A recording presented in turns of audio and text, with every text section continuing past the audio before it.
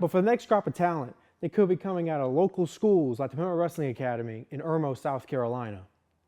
But right here in the heart of downtown Ridgeway, South Carolina, sits the world's smallest police station. Town's police station, all 10 foot by 12 foot of it, and with ceilings, I can touch flat foot.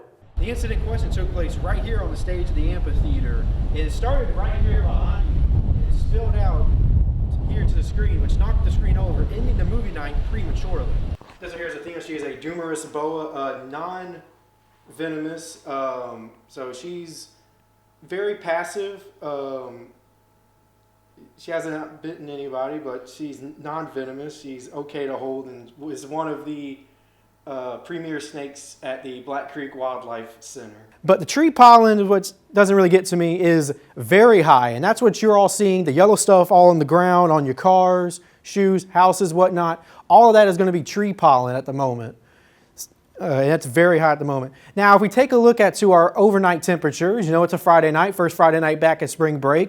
Carolina's playing their women's game. Maybe you want to, go out and celebrate a little bit. It is going to be very chilly. You might want to bring a sweater, as my dogs are saying. They're bundled up. You should be bundled up too. Starting at 8 p.m., it's going to be about 58 degrees. It's going to start steadily dropping from there all the way until about 7 a.m. tomorrow morning, where it is going to be very cold at 45 degrees. And moving on to the men's side of the bracket, we'll start with the Clemson Tigers. And okay, yeah, it's okay to boo, guys, but this Clemson team has all the tools necessary to go all the way. Clemson made it to the Elite Eight a season ago for the first time in school history and are back in the dance, led by the veteran duo of fifth-year senior sharpshooter Chase Hunter and power forward Ian Shefflin. The Tigers also picked up two impactful transfers in the offseason, starting center Victor Locken and Jaden Zachary, who play anchor roles defensively in the front and back court, with 2 steals a game from Zachary and a block and a half per game from Locken. With Coach Brad Brownell signing a new contract extension today, could this be the Tigers' year?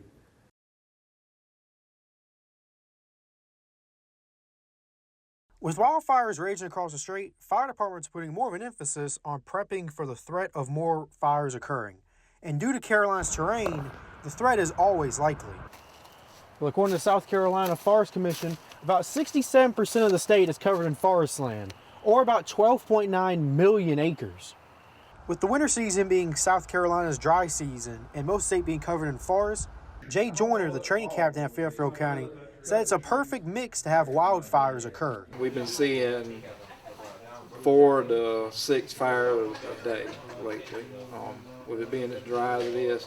Which is why Fairfield County and new Deputy Chief Dylan Garris is spending their day training with the brush trucks. Make sure you have the adequate trucks, types of equipment, because you can't always take a ladder truck to a brush fire because it's not going to do you any good. So you got to make sure you have your brush trucks, make sure you have forestry coming for dozers and things like that. Brush trucks are smaller than your standard trucks to account for rougher terrain.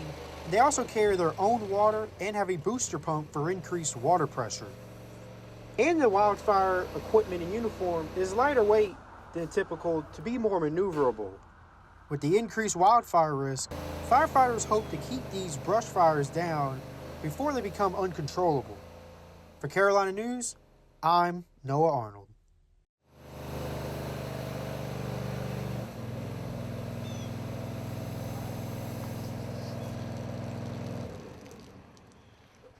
The town of Ridgeway can be easy to miss, as population hovers around the 250 to 300 range. But just as easy to miss if you're driving through is the town's smallest landmark. Well, right here in the heart of downtown Ridgeway, South Carolina, sits the world's smallest police station. The structure was originally built in 1880 to serve as the town's trough for its horses and mules. And then in 1940, it was then converted to the town's police station. And from 1940 to 1990, this was the town's police station, all 10 foot by 12 foot of it, and with ceilings, I can touch flat foot. Roof's Hardware across the street is just as historic, dating all the way back to 1840. And Daniel Roof, 7th generation, loves the town's historical feel. I mean, it just says a lot about the town and the community, A lot of people don't sell their land for industry, profit. Lightwood's rapid expansion has caused many in the town to be fearful that the expansion could be coming their way. Mr. Rufus, once the town's mayor, has spent all 80 years of his life in his hometown of Ridgway, South Carolina. And I hope the landowners on the outside don't sell. But you know, it's coming. Yeah. But I hope in my lifetime, I love this small town, and I hope it stays this way. From the small town of Ridgway, South Carolina, and Carolina News, I'm Noah Arnold.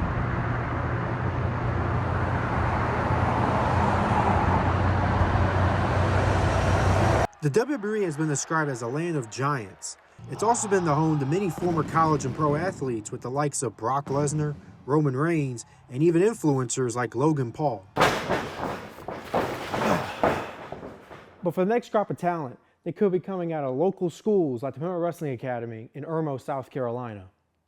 Under new leadership, WWE has put more of an emphasis on signing talent that didn't come up in the WWE system, creating WID, short for Independent Development, to sign indie wrestlers and trainees from local wrestling schools and have them develop on the independent scene before making their way to TV. Former South Carolina graduate Effie is one of the most prominent indie wrestlers on the planet, wrestling in 7 countries in 39 states, and thinks ID is a spark wrestlers needed. When they do come to WWE or come under a contract, not only are they not like desperate for money, they also have a lot of the skills that you gain out here in the indies that you can't just gain from working at a single company. The Pima Wrestling Academy, also known as Pima Championship Wrestling, was one of the schools of promotions that had a signing, with Sean Legacy getting signed. Bring new eyes to us. Ethan Case is the head trainer at the PWA and has now seen one of his proteges sign with the largest wrestling company on the planet. Months or so, we've seen a pretty big increase in that interest.